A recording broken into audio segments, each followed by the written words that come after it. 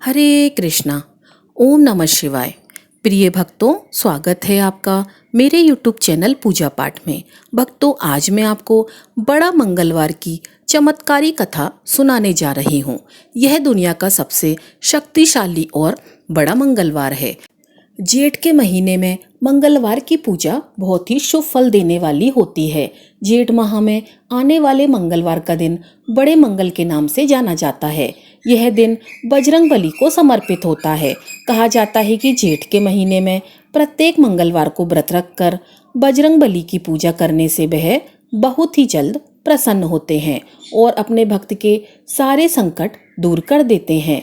सनातन धर्म में बजरंगबली की पूजा का बहुत ही अधिक महत्व माना गया है। जेठ के महीने में आने वाले हर मंगलवार को व्रत रखकर हनुमान जी की पूजा की जाती है। इस महीने आने वाले मंगलवार को बड़े मंगल और बुढ़वा मंगल के नाम से जाना जाता है।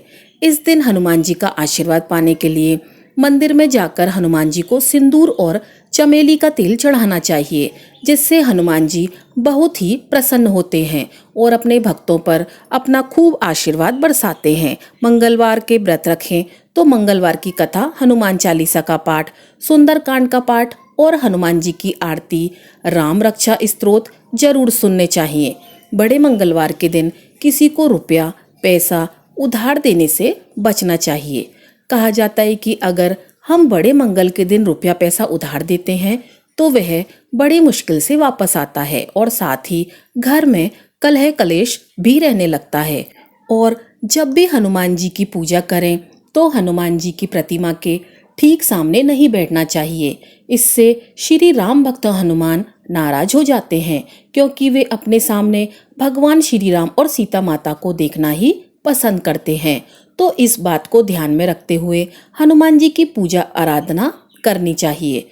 तो हनुमान जी से अपने उज्जवल भविष्य की कामना करते हुए अपनी कथा को सुनते हैं। तो आप सभी इस कथा को श्रद्धा भाव से पूरा सुने। कथा शुरू करने से पहले कमेंट बॉक्स में बजरंग बली की जय हो लिखकर कथा को लाइक करें और ज़्यादा से ज़्यादा बजरंग बली के भक्तों में शेयर करें। अगर आप हमारे इस चैनल पर नए हैं तो इस चैनल को सब्सक्राइब करके अपना सहयोग प्रदान करें। बजरंग बली आपकी हर मनोकामना पूर्ण करेंगे। बोलो गणेश जी महाराज की जय हो, बजरंग बली बाबा की जय हो।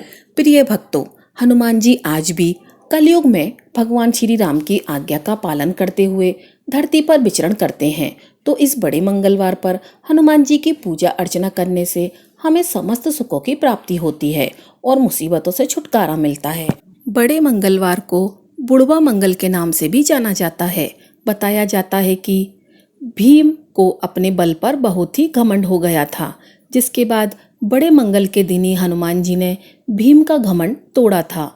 एक मान्यता यह भी है कि इस दिन हनुमान जी की विप्र रूप में वन में विचरण करते हुए प्रभु श्री राम से मुलाकात हुई। लखनऊ में बड़े मंगल को बड़े ही धूमधाम से मनाया जाता है। कहा जाता है कि लखनऊ के नवाब शहादत अली खान जब एक बार बीमार हुए थे तो उन्होंने हनुमान जी से मन्नत मांगी थी कि मेरी तबीयत सही हो जाए। तो हनुमान जी की कृपा से उनकी तबीयत एकदम से ठीक हो गई। तो उन्होंने एक बड़े मंदिर का निर्माण करवाया। यह मंदिर अलीगंज में है। उस मंदिर पर आज भी एक चांद का निशान बना हुआ है। इसे लेकर एक मान्यता यह भी है कि एक जाटमल व्यापारी ने हनुमान जी से मन्नत मांगी थी कि अगर मेरा केसर और इत्तर पूरे का पूरा बिक जाए तो मैं हनुमान जी का भव्य मंदिर बनवाऊंगा। तो नवाब बाजिद अली खान ने केसर बाग बसाने के लिए जाटमल से सारा केसर और इत्र खरीद लिया था, जिसके बाद जाटमल की मन्नत पूरी हुई। फिर उसके कहे अनुसार हनुमान जी का एक बहुत बड़ा मंदिर उसने बनवाया। तब से हर जेठ के मंगल को लखनऊ में बड़ा मंगल के नाम से मनाया जाने लगा। जेठ माह में आने वाले मंगलवार को हनुमान जी की पूजा करने से विशेष लाभ प्राप्त होता है। कहा जाता है कि संकट मोचन हनुमान जी का पूजन करने से सारे संकट दूर हो जाते हैं। बड़े मंगल को हनुमान जी की पूजा अर्चना करनी चाहिए। साथ ही हनुमान जी को सिंदूर, चमेली का तेल या फिर घी मिला लें, मिक्स करके तिलक अवश्य करना चाहिए। उसके बाद में 7 बार हनुमान चालीसा का पाठ करना चाहिए। हनुमान जी को लाल वस्त्र बहुत ही पसंद है, इसलिए लाल वस्त्र का इस दिन दान करना चाहिए। बुढ़वा मंगलवार को व्रत भी बहुत ही फलदायी माना गया है। अगर आप व्रत करें तो इस दिन व्रत कथा अवश्य सुननी चाहिए। व्रत कथा सुनने के बाद में हनुमान चालीसा का पाठ करें और इसके बाद में हनुमान जी को गुड़ और चने का भोग लगाएं।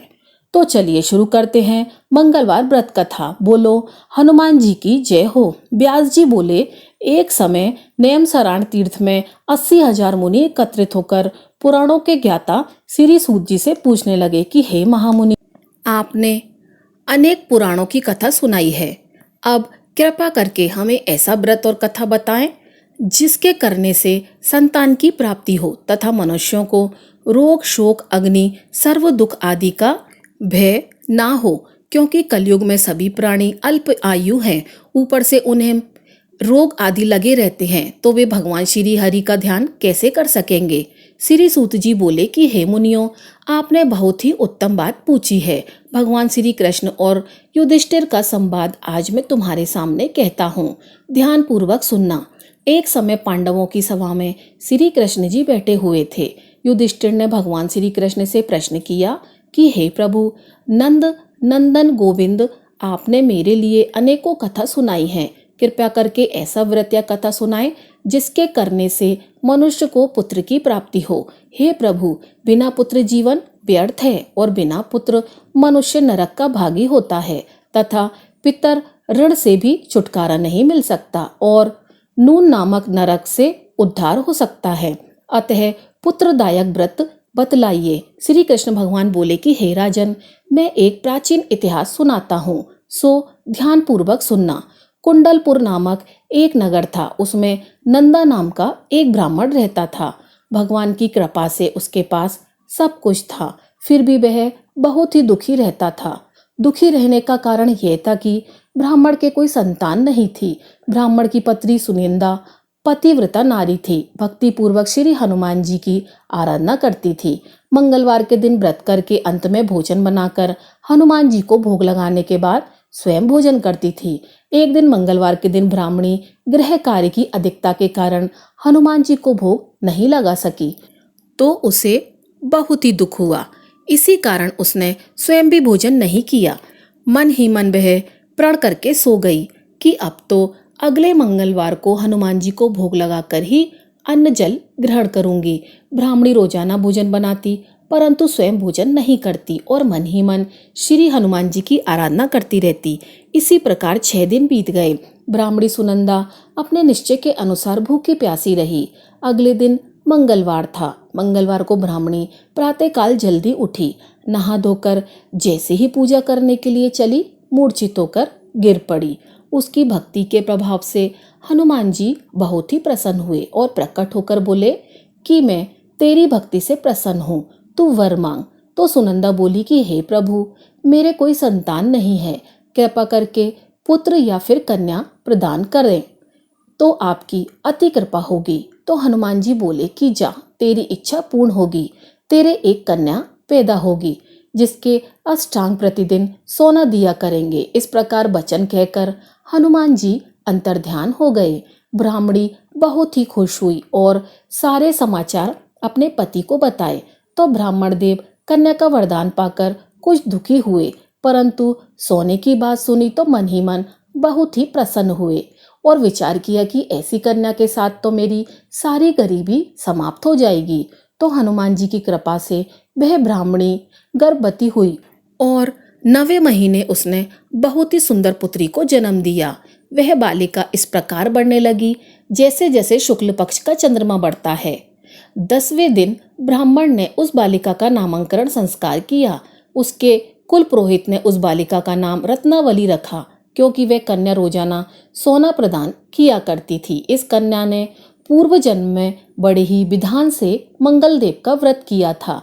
रत्नावली का अष्टांग बहुत सारा सोना देता था। उस सोने से वह ब्राह्मण बहुत ही धनवान हो गया। अब सुनंदा ब्राह्मणी को भी बहुत ही अभिमान हो गया। ऐसा करते करते समय बीतता गया। सुनंदा ने देखा कि पुत्री विवाह योग्य हो गई है, तो वह अपने पति ब्राह्मण देवता को अत्यंत प्रसन्न देखकर बोली कि मेरी पुत्री रत्नावली विवाह योग्य हो गई है, अतः आप सुंदर सा योग्य वर देखकर इसका विवाह कर दें, क्योंकि शास्त्रों की आज्ञा है कि 8 वर्ष में गौरी, 9 वर्ष में रोहिणी, 10 वर्ष तक कन्या, इसके बाद रजस्वला हो जाती है। गोरे दान से पाताल लोक की प्राप्ति होती है, रोहिणी के दान से वैकुंठ की प्राप्ति होती है, कन्या के दान से इस लोक में सुखों की प्राप्ति होती है। अगर हे पतिदेव रजस्वला का दान किया जाए तो घोर नरक की प्राप्ति होती है। तो ब्राह्मण बोला कि अभी तो रत्नावली 10 वर्ष की है और देखो मैंने तो 16-16 साल की कन्याओं के विवाह करवाए हैं, अभी क्या जल्दी है। तो ब्राह्मणी बोली, मुझे तो ऐसा लगता है कि आपको सोने के धन का लोभ हो गया है। यदि हमारी कन्या 11 वर्ष की हो गई और फिर हम इसका विवाह करेंगे तो हम नरकगामी होंगे। तो ब्राह्मण बोला कि अच्छा, कल ही मैं लड़का देखने के लिए जाऊंगा और अपने दूत को भी भेजूंगा।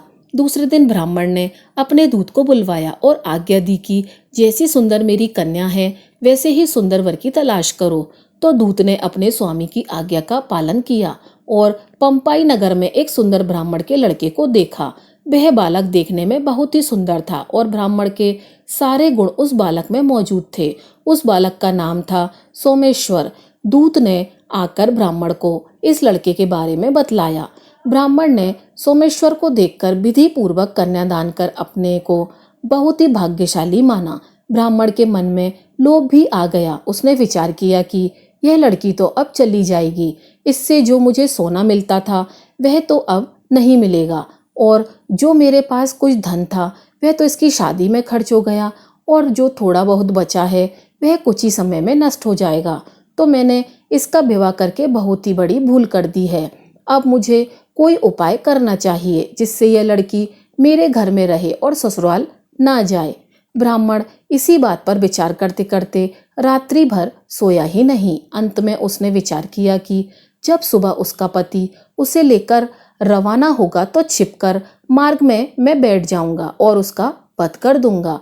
इससे अपनी लड़की रत्नावली को अपने घर वापस भी ले आऊंगा और मुझे नियमित रूप से सोना मिलता रहेगा और समाज का कोई भी मनुष्य मुझे दोष भी नहीं देगा, और कह दूंगा कि होनी को कौन टाल सकता है। तो प्रातःकाल हुई। नंदा और सुनंदा ने जवाई तथा लड़की को खूब सारा धन देकर विदा किया। सोमेश्वर अपनी पत्नी रत्नावली को लेकर ससुराल से अपने घर की ओर चल दिया।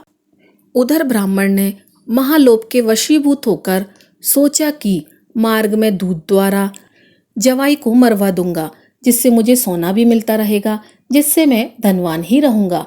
तो ब्राह्मण ने सोमेश्वर का वध करवा दिया और थोड़ी देर में अपनी लड़की के पास जाकर विलाप करने लगा कि हे पुत्री, मार्ग में लुटेरों ने तेरे पति का वध कर दिया है, तू अब घर चल, वहां पर रहकर ही अपने शेष जीवन को व्यतीत करना। भगवान की इच्छा के आगे किसी का कोई वश नहीं चलता। जो भाग्य में लिखा होता है वह होकर रहता है, उसे कोई नहीं टाल सकता। अपने पति की अकाल मृत्यु से रत्नावली बहुत ही दुखी हुई और अनेक प्रकार से रुदन करने लगी और अपने पिता से बोली कि हे पिताजी, इस संसार में जिस स्त्री का पति नहीं है उस स्त्री का जीना व्यर्थ है।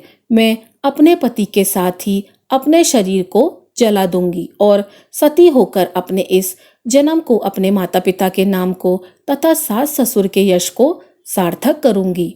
तो ब्राह्मण अपनी कन्या रत्नावली से यह वचन सुनकर बहुत ही दुखी हुआ और विचार करने लगा कि मैंने तो व्यर्थ में ही जवाई का वध करवाया है, क्योंकि मेरी बेटी तो उसके पीछे अपनी जान तक देने को तैयार है।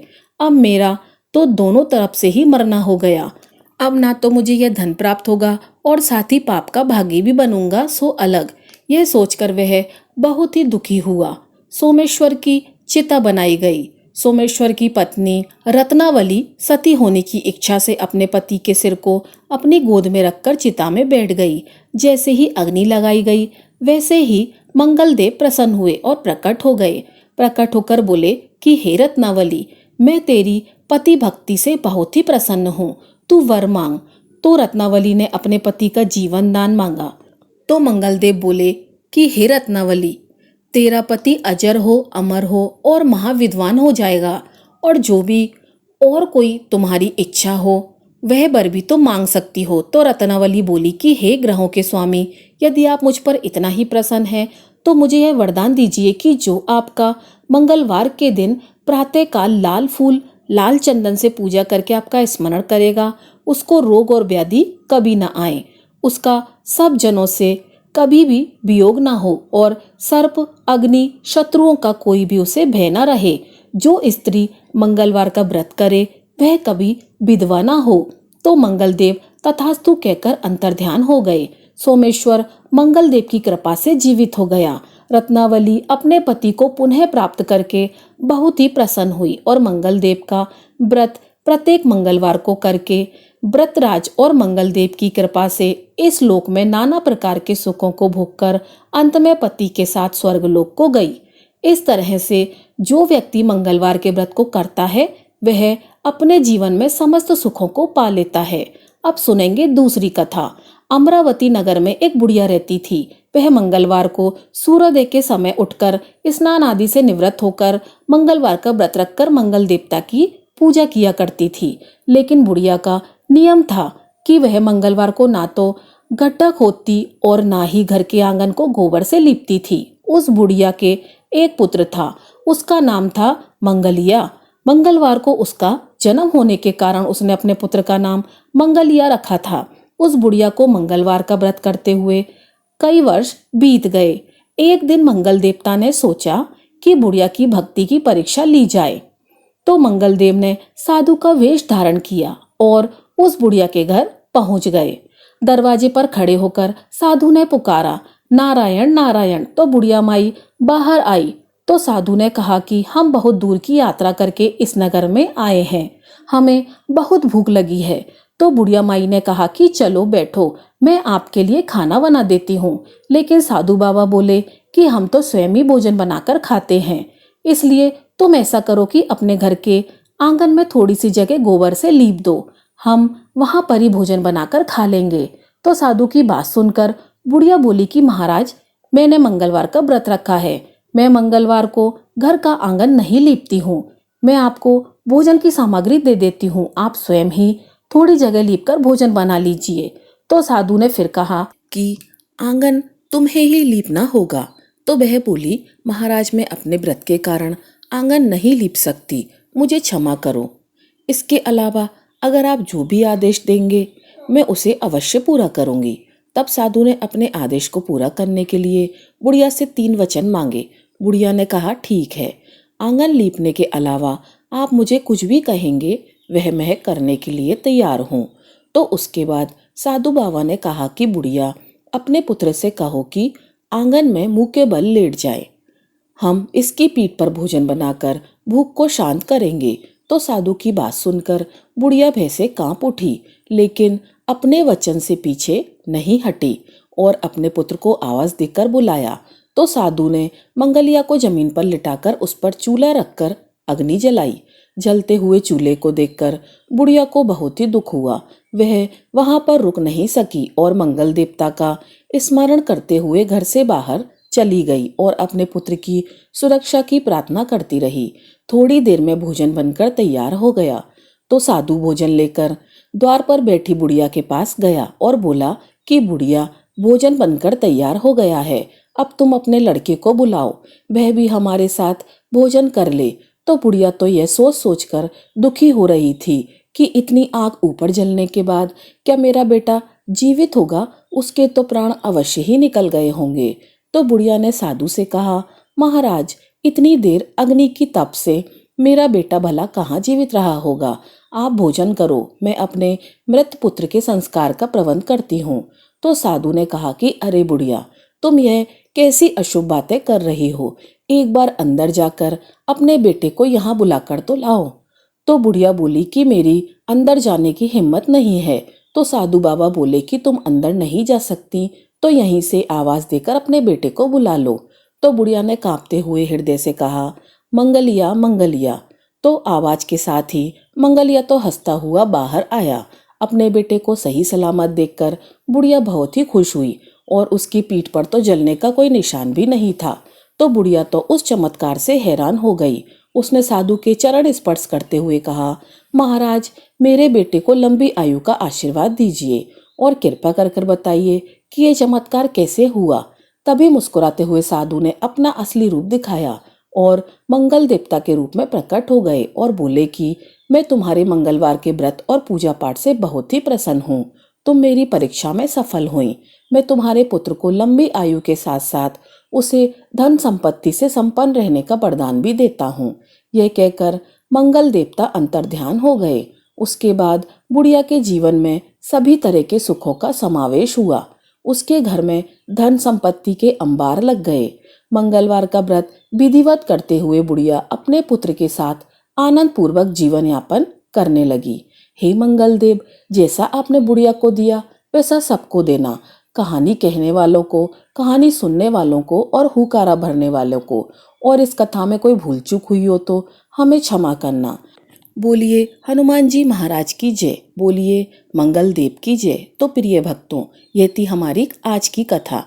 अगर आपको कथा अच्छी लगी हो तो वीडियो को लाइक कीजिएगा और चैनल को सब्सक्राइब कीजिएगा। आपका दिन शुभ हो।